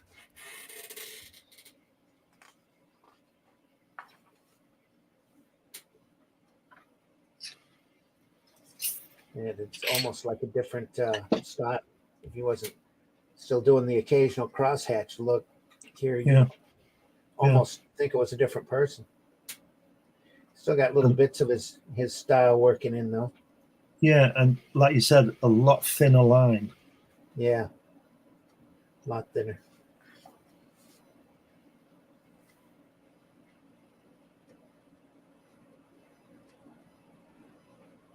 So he got married to Angelina, did he? And had a couple of sprogs. Yeah. Right. Is that those two in the background there growing up? Probably.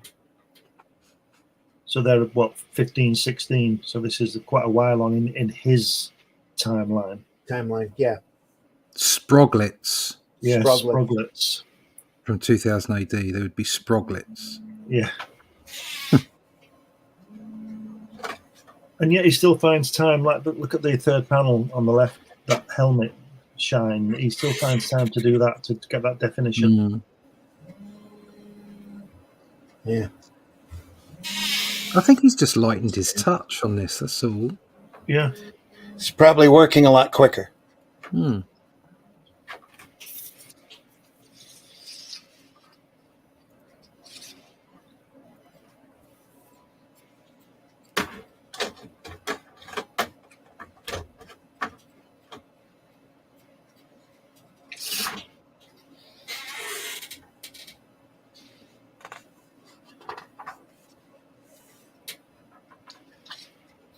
Yeah, a lot thinner line. Kind of getting back into it here. It's looking better. Yeah. It's still nice, but it's just not as... Oh, yeah. I think the previous story was a lot better, the artwork. Yeah, a lot grittier. It's really cleaned his stuff up quite a bit here.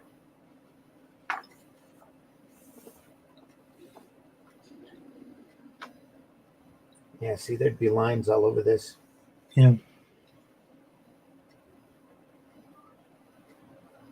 Dogs, swine. That's nice. Is Carlos the only artist on this? Yes. Stainless steel wrap. Yeah. The whole thing. Yeah. Right. Which is great for a single volume, isn't it? Mm-hmm. Same team.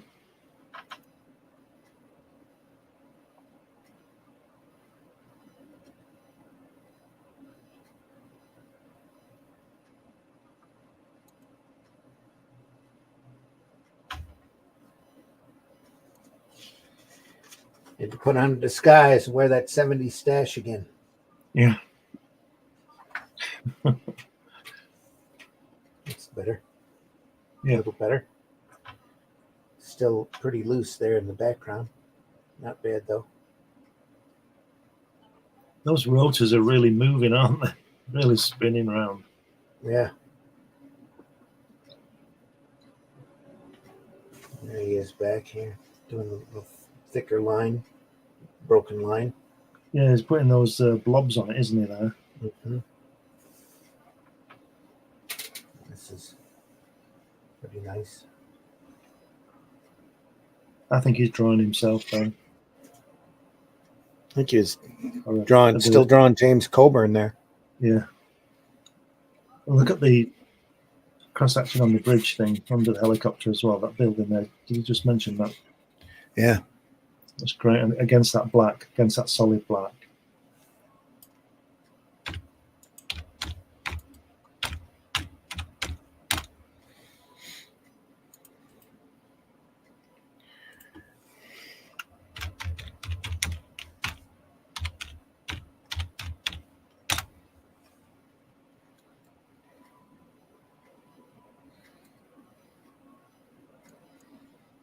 Let me find a good picture here.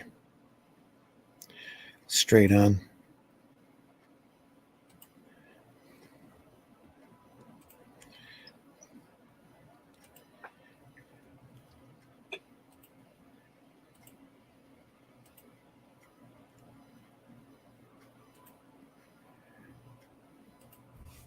There's our guy.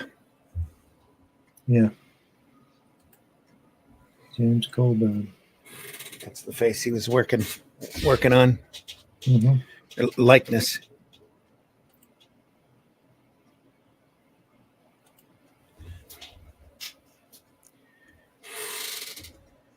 We got 20 minutes left to go. We got to be in under 2. I'm going to zoom through a little more of this. Again, you see that crash on the bottom panel there. That work is great, isn't it? The Yeah. shadow on the car and the wheels. That's fantastic. Mm-hmm.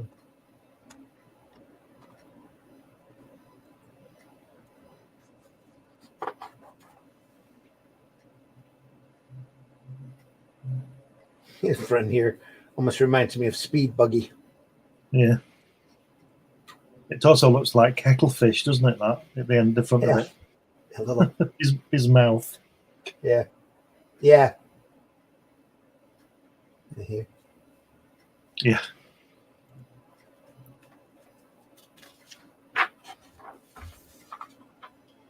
There's some of that old shading. Yeah, it's lovely, isn't it? Yeah. Straight lines here for the background.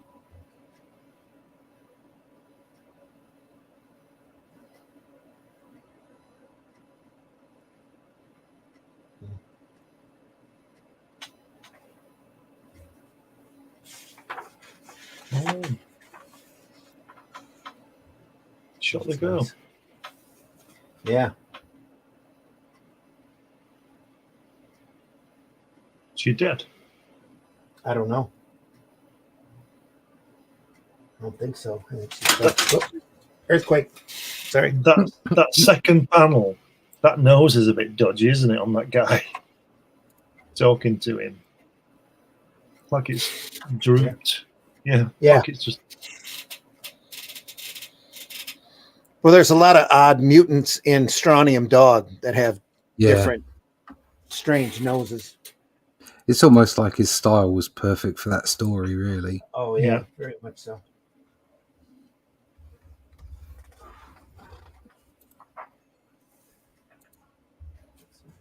Look at that. Fantastic. Yeah.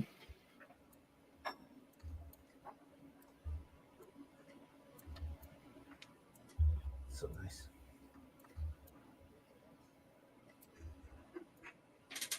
This looks a little clunky here.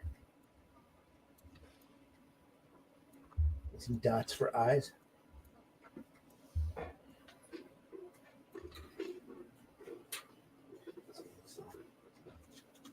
Okay. There's a lot of work in that face. Tied up to that tiger tread. Yeah. Tank tread, I should say. He's going to get squished.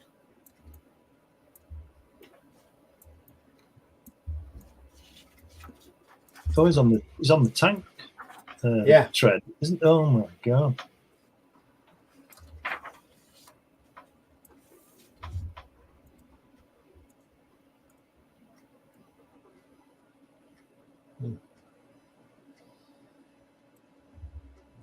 It's like Donald Sutherland here.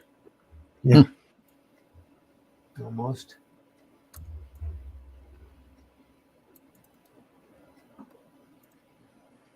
That's nice though.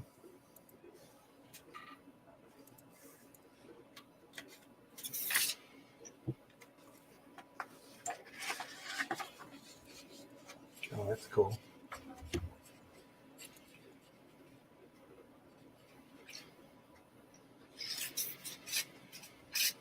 correct.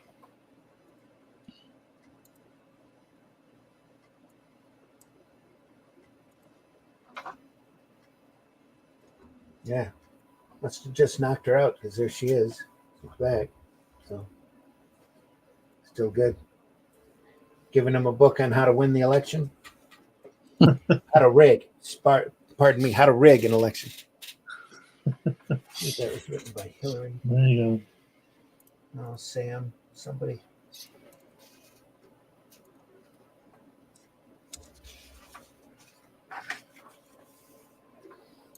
That's a nice shot there.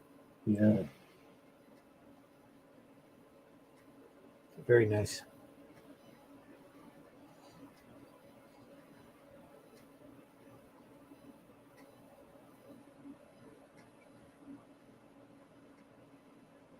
I like that. Looks like he might have had a little more. He took a little more time. Might have had a little more time. Yep. Than he's had there for a little while. This whole chapter looks really good. It's nice and solid. Look at that. It's almost like a Chris Foster sign, isn't it? Yeah. You know, Chris Foster, cover artist, science fiction cover artist. Mm-hmm. It's got the I always think of Sid Mead when I think of that stuff. The machinery looking nice and full and practical. Yeah, and dirty, and it's been used. It's really good at that stuff.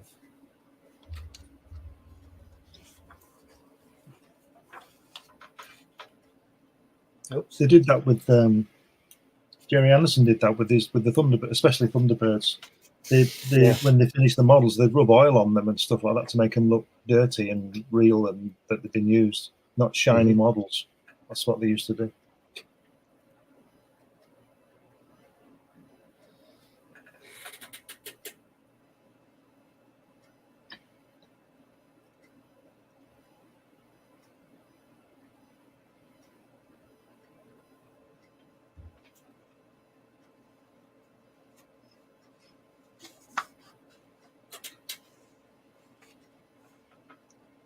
Looks like they weren't trying to get very inventive here. That's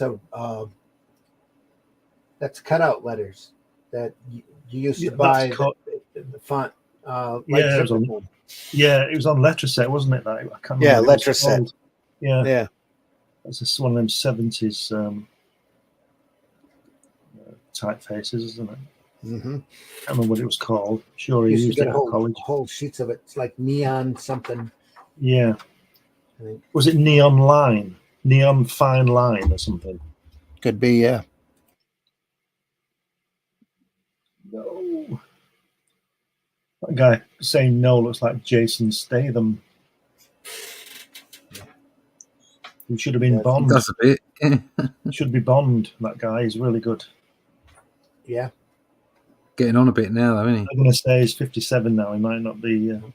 He's a year older than me. so I'm too old to play Bond.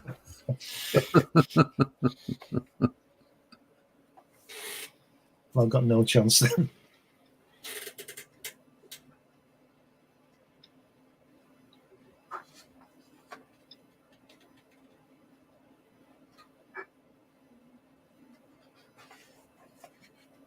There we are. It's like the space shuttle, isn't it? Yeah. Trouble, Dad. You don't say, kid. Loving this. Ooh. Re-entry. Looks great. It's Alan Tracy, isn't it? His son. Yeah. It's the 3-rat splat. Oh, yeah. Here he is, kicking it out of the park. Look at that. That's beautiful. Strong.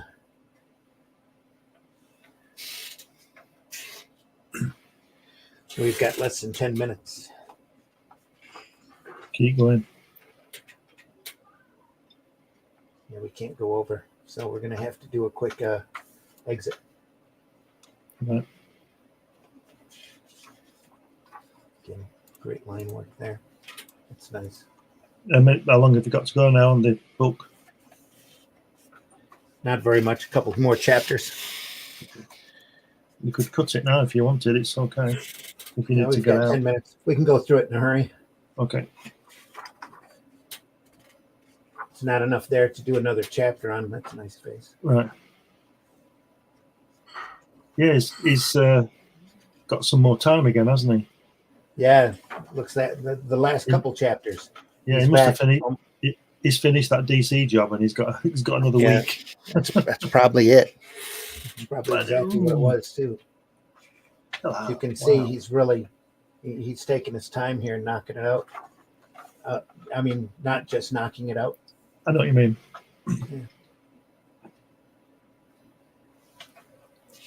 It's really nice. I mean, maybe he saw the last bit of it coming, so decided to make the last few chapters take a little extra time on the last few chapters. He's getting shot. It really looks like James Colbert there. Yeah. Oh, that's how it ends. He gets shot, Right. and then he's okay. Yeah. And that's the end. That's it. That's the end. There you go. There's a few cover galleries. Covers. It does look like Tharg. Yeah. For Prague. In that weird scene, that Napoleonic guy with the machine gun. Mm-hmm. Yeah.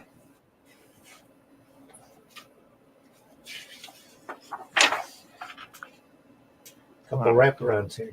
That guy there on the left looks like Harry Dean Stanton. Bless him. There we go. Wow. Here he is. Excellent. That's really good. Agent Con Man President. Stainless steel rat.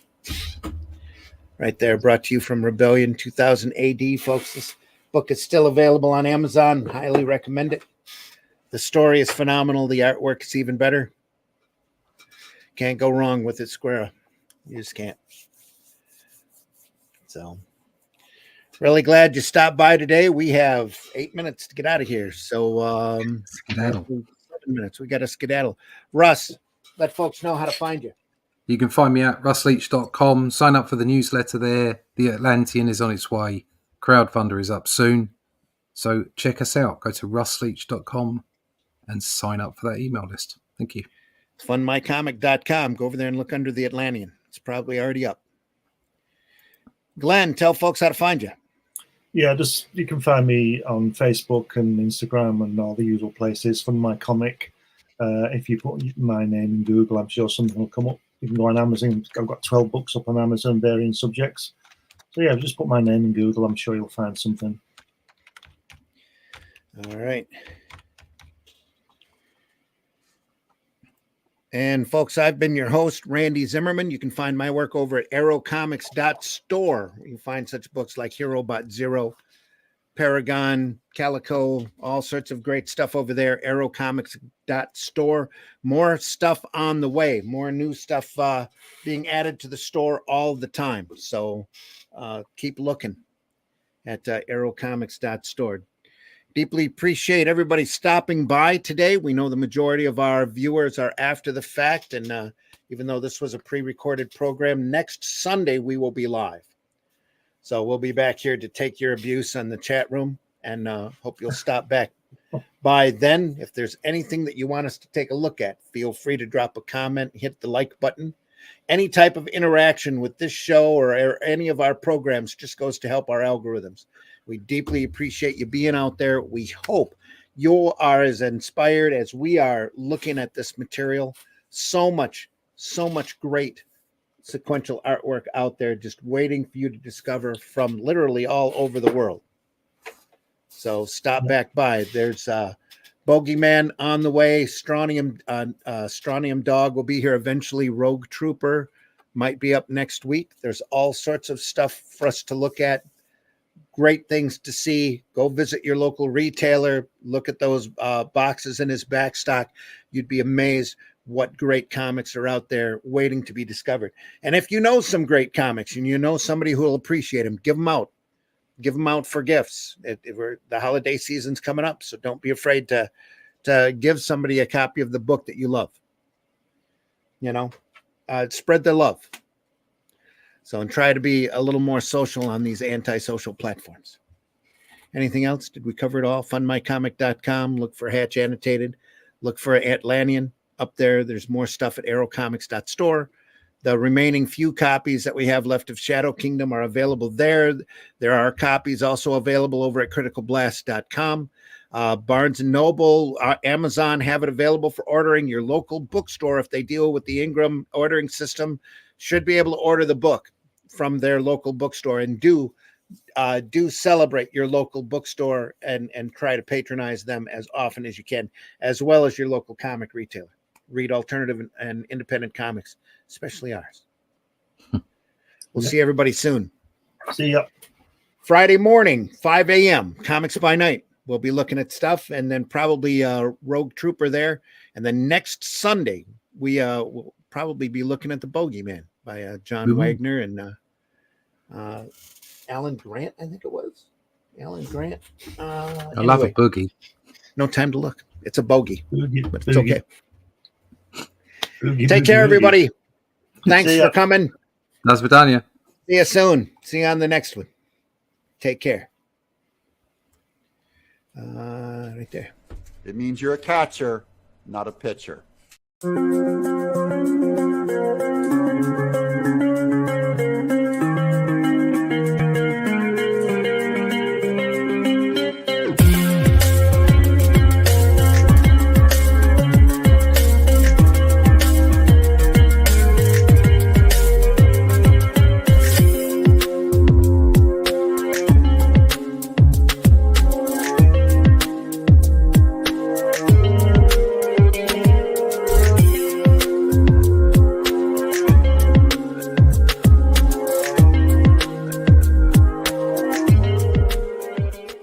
Let's talk about buttered sausage. Holy shit. That is the craziest thing I have ever seen. And I'm Dennis Quaid, and Dennis Quaid has seen some shit. Taste the biscuit. Taste the goodness of the biscuit.